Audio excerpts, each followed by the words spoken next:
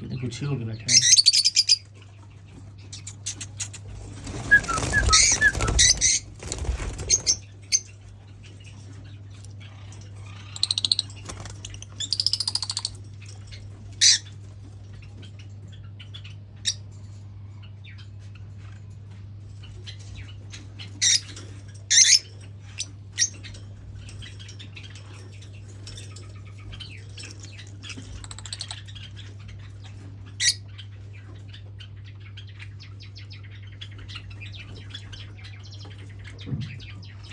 ਇਹਨਾਂ ਦੇ ਕੱਢੇ ਹੋਏ ਨੇ